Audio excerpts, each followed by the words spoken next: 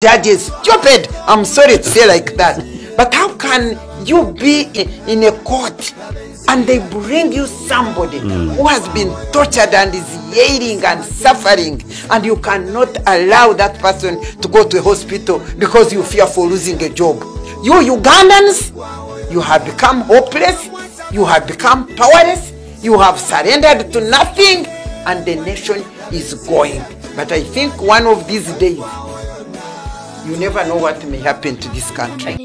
Miria Matembi agambye nti avudde mu mbeera n'agamba nti baloya kibano betulina abalamuzi abatalina magezi nti bakuleetera batya omuntu nga baamukubye na talina googera neno ali mu bulumi obw'ekitalo neno tasobola na kumuwa bail agende enjanjabi bulumi bumwogeza nga maama era kivuula abanga mukambwe muko ate era ne mukulu Balamu Balugahala naye munnange bamukangulidde ku ddoboozi bagamba nti asuusizza we yandikomye.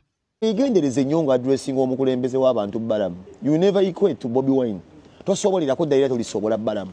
Just kusigala mu bintu byo bya wongo ebyo bakugamba ngo yambale saati emombo simanyi obala ebintu by'okusaddaaka abaana bibi. Owasaddaaka omwana omusawo Omuganda akugamba yambalanga t-shirt emu. Neka kyangu yambala t-shirt emu tofunanga mirembe. Neka tine wakyusa mu masuuti era tonyuma. Tonyuma obambala ku kisaati kimu akyozanga kiro n'okiteeka ku waya omusajja omugagga. Negwe ebizibu byo tolaba nti ebizibu byosanga mu family, ebizibu byosanze nga gwe omusajja bikulaga nti n'obulamu bwo bwasiraana. Sometimes siba ngamba but money is not everything. Balamu has everything, is fucking rich. Naye bw'omutunulira mu labira ddala omuntu ali saadi. Olabira ddala omuntu alina okubeera nga akoma Museveni amatako okubeera nga yassa to survive. Muhoozi ne bwakola post esinga okubeera ey'ekisiru nga omusajja oyo avaayo n'agiwolereza. Omusajja avaayo n'akomenting eby'ekisiru. Baasibye Eddie Mutwe. Omusajja n'odda ku Eddie Mutwe n'obeera nga gw'oŋŋooŋa. Eddie Mutwe baamusibye ne bamugamba Museveni bamutochalinze mu warehouse. Omusajja n'abeera nga amuyisa bubi. Omwana omuvubuka omuto talina buzibu, talina na mmundu. Okimanyi abadde kanyama wa Bobi Wine. Naye omusajja yafunye ku chance ebeera nga eyogera Balamu yagambye nti ayiga Olunyankole akole bw'ati akole ne basiba omusajja ng'olaba n'akanaka kaabye ku TV kalusi kawalaka Eddie Mutwe ne maama wali mukaaba n'ojja n'otekaweera komedi. Buladi mwana obulamu obwo obusanga otya ng'olina kumba bano basajja amatako mwana. Muhoozi ne wayogera ekintu ekiswaza rasita ng'ojja omukomba amatako. Museveni ne wayogera ekintu ekiswaza ng'ojja omukomba amatako. Bannange obulamu ffe mugitambuza mutya? Nti mulina okukola ebintu Museveni abalabe abalage nti mukola nnyo. Muno ne weetuuka ekiseera obwongo bwo n'obuwunzika n'obwewola. Ozamuwulidde obubaka bubadde ogenda owa mukulu Balamu Balugahala. Ekikulu omwami oyo minisita naye ate owulira ebigambo ebimuvaamu oyinza okulowooza nti munnange oba ekifo ekyo kyali tekimusaana. Ekisooka abalaata, ekyokubiri ali arrogant. Kwegamba oba njogere ki oba ndeke ki, ebigambo ebimuvaamu otuuka ne weebuuza oti naye ono muntu mukulu, ono muntu ye minisita yandibadde oboolyawo avaayo n'alambulula ensonga. So kyeva olaba abaana nabo bavaayo ne bamuyisaamu egaali nga woobulidde. Ate munnange era nga tukyali ku nsonga ze zimu ne mukulu Abedi Bwanika naye bamuwadde ebibye era bamugambye nti munnange teweerabira nti oba weerabidde leka tukujjukizeemuko biki bamujjukiza bibino. Bannayuganda mbalamusizaako. Leero njagala kwogera na Abedi Bwanika. Abedi Bwanika olabika weerabira nnyo gy'ogwa. Njagala nkujjukiza ni bannayuganda nnyongera okubajjukiza nti Abedi Bwanika tabeerangako mu kifo kya bukulembeze kyonna kyonna. Kakibe kyabwa LC1 tobeerangako mu bukulembeze. Mpaka President Kyagulanyi bwe yajja n'akuwa kaadi n'owangula akalulu. Mu nsi muno Katonda agenda na blessing abantu nga blessings abantu to bless others. Kati President Kyagulanyi is a blessing. So wali omu mube ya blessing. Nye bw'oba ojjayo enjala buno obudde mukwano tugenda kuyimukiramu. Twakibagamba koobe nga weeyita munene otya koobe nga okoze otya naye n'otaakinga President Kyagulanyi mani tukuweeteramu kozi. When you attack a president, it's obvious you're betraying the struggle. Abedi Bwanika sagala kugamba bingi kuba bingi babikugambye naye njagala nkikujjukize tobaddeeko mukulembeze mu kifo kyonna kyonna oba ekyokugamba nti constituency yonkalu temuli mubaka sebo constituency yonkalu temuliimu mubaka era n'abalonzi bakikkaatiriza ebyo limu kwesugira bya bwereere. Bavuddeyo naye ne bamujjukiza nti munnange oyogedde bingi mwogedde bingi buli kaseera kino buli kaseera kiri nti naye teweerabira munnange gye wava nti era omuntu oyo gwe muvuluga buli lunaku buli lwakedde nti munnange yakuwa opportunity okuba nga oyingira paalamenti. Ate tubadde tukyali ku ebyo ne zireeta munnange Ashbaga Kato nga yeewaana ng'agamba nti yarunninga akawunti ya General Muhoozi Kainerugaba era nti positi zonna bulijjo ze tulaba nti ye nga Ashbaga Kato yazipositinga. Nange twebuza nnyo ebintu ebyo era nalabye n'olunaku lw'eggulo omukulu Nobert Mao nga naye yeewuunya ku kintu ekyo kya akawunti eyo nti oluusi neebuuza ne ŋŋamba nti oba akawunti ya Muhoozi mwana yagizannyiramu naye avuddeyo neyewaana oba kituufu oba nedda simanyi. Amawulire agakagwawo Ashbaga Kato avuddeyo neyewaana nti y'omu kubalandinga peegi za General Muhoozi zonna era ne peegi eri ku kibanja kya X nga kwogitadde mbu era bino bye mulaba Pulezidenti Kyagulanyi ayomba ne General Muhoozi ku mukuto gwa X mbu aba ayomba ne Ashbaga Kato mwennyini kubanga yali emabega wa peegi ezo. Ono ategeezezza mbu ye kennyini yabeera abonyabonya Kyagulanyi nga Kyagulanyi alowooza ali mu kuyomba na General Muhoozi kumba ali ku Ashbaga Kato nga kumba Ashbaga Kato yali emabega wa peegi ezo ali mu kumalako Pulezidenti emirembe nga bw'atwitinga ebintu ebitalina makulu n'alowoozesa eggwanga nti General Muhoozi. Oluwulidde nno kyandiba kituufu kubanga tubadde tuweebuuza positi zino ez'ekisiru omuntu apositinga nga teyeebuuzizzaako CDF mulamba munnange Ashbaga Kato kennyini yavudde. Jjukira Ashbaga Kato ono yali munankyukakyuka nnyo oba mujjukira bulungi era be bantu abaasinga okuba nga baagaza abaana enkyukakyuka naye bwe baamala ne bamugirawo bati ne bamulimbalimba musajja wattu ne bamutwala. So ebyo waba ayogera bw'atyo oyinza okwesanga nga kituufu nga tuvuddeko etuddeko erwengo omukolo gw'NRM we gwabadde enjoki ne zijja ne zibako kamera anti ne batuuka okugamba nti kamera yandiba nga oba olya yabadde nzibe. Mu mawulire ge tuyinawo ebibadde erwengo bannange mubiwulidde ebibadde erwengo kino tekibadde fantastic n'akamu n'akeddagala. Njagala okubategeeza nti kamera zigenze ne zisalibwako enjuki. Omukolo gwadde gwa NRM abakungu b'Emmengo of course nga batudde n'ebikonge ebyenjawulo okuva mu NRM.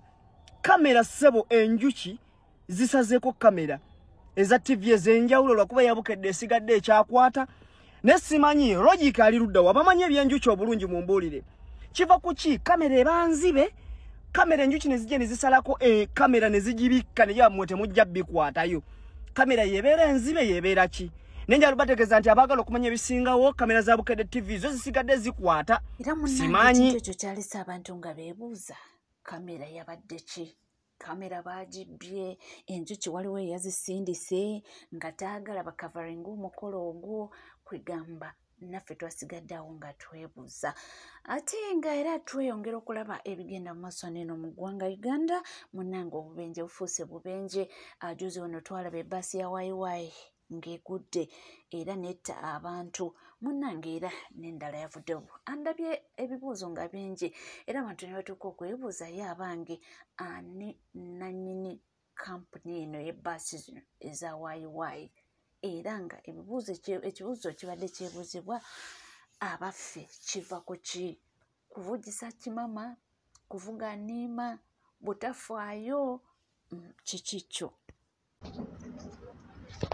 Adeva Kampala genda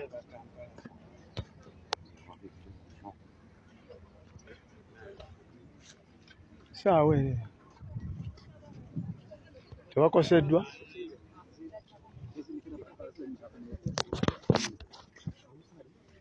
from Kampala?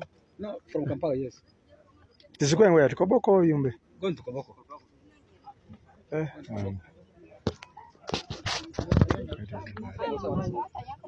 This is by the time?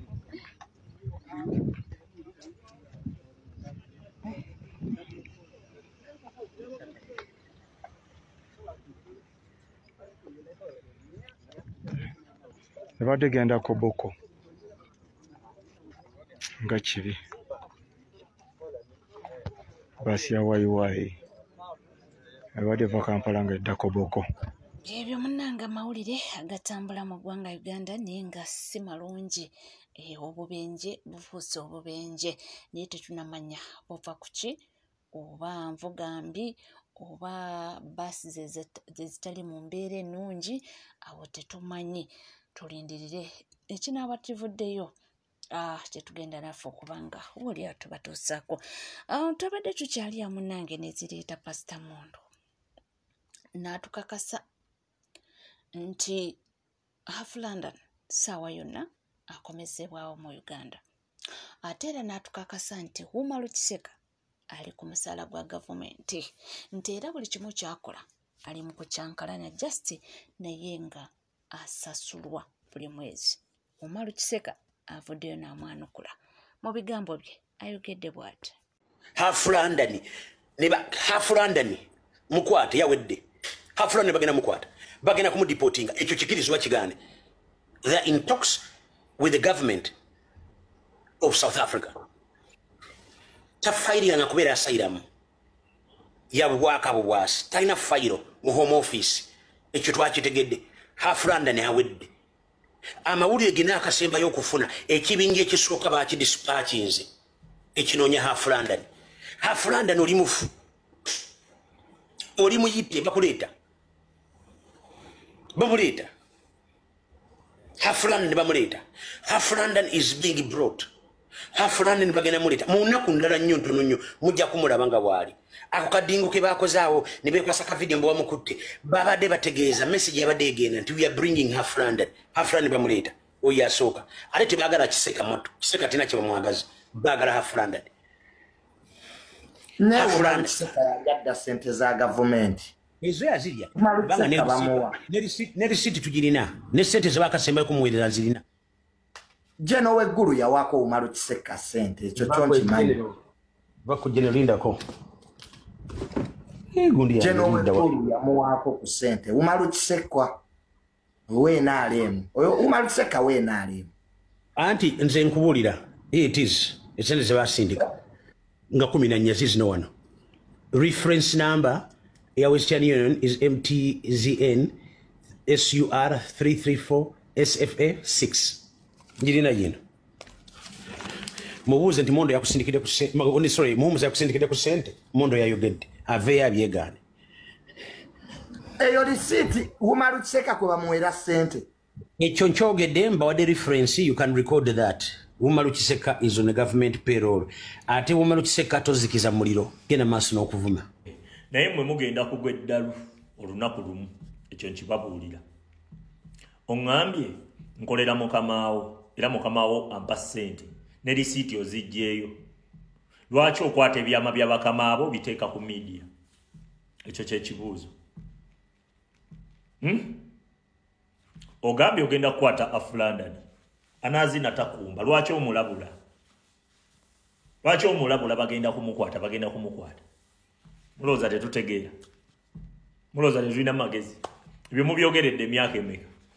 Bagenda kukukwata. Myaka emeka. Mwagezaako okunnumba. Ka gurupu kammwe konna. Nga buloga bw'NRM bwonna. Nembakuba. Nembaleka bulere. Nga kunkumudde bwenti. Kasuku n'abawa amagezi. Timwe mumufuula ow'amaanyi mumwesonyiwe. Ne mugezaako okunneesonyiwa. Nenkuba bakama bammwe. Nembaleka bulere bwenti. Bakama bammwe. Toilet motoka bya toilet paper biyingira State House. Protest vote kabuna mawanga. Mujiwulira. Ebyo ffe bye tubagamba buli kaseera. Temugenda kutwejjamu paka ng'eggwanga eryo literedde. Ekyo nkikubuulira. Ebyo byonna musobola obbikola. We munsiriikirira, we munjogerako, yonna mufiirayo. Nkubuulira. Bakama bammwe baatuuza meeting ezo sonzimanyi bulungi nnyo. Oba mulowooza tetubimanyi. Ne propaganda bwe yatandikira oyo. Afulana ne bamukutte. Twamanya ku meeting ezo. Ekyo nkikubuulira.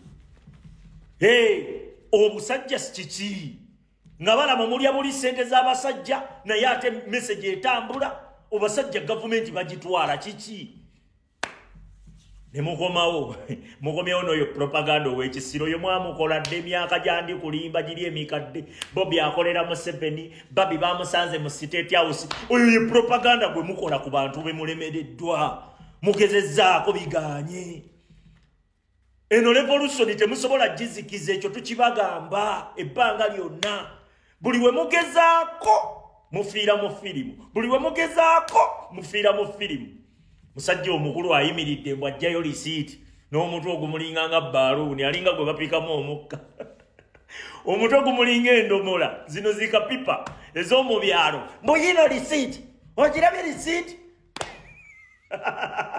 ate mukama wammwe gwenkolera lwaki mukwata ebyama bya bakama bammwe okubiteeka ku midiya kitegeeza byenkola byonna bigatta ku bakama bammwe then lwaki mujjayo ebyama bya bakama bammwe oba mulowooza tetutegeera ffe tubakwata ate twakwata wabi omanye ekizimba kye bagamba kiri ekikutta wabi munoonya omumwa gubuze bwe mugezaako zikiza onoolinga ameruka muzikiza onoolinga ameruka mukutte musibye mukoze byonna biggweddeyo wallahi kigavumenti temusobola kitaasa ekyo nkikubuulira temusobola kukita muli mu luuzi ekyo nkibabuulira buli we mutwewala ebyo amwanukudde naye nga Half London ensonga mugimanyi lwaki bagamba nti baagala muzza yagenze mumanyi ebintu bye byakola embwa zituma amannya kakati mbu embwa yazitumye waliwo embwa yayise mwozi bintu bingi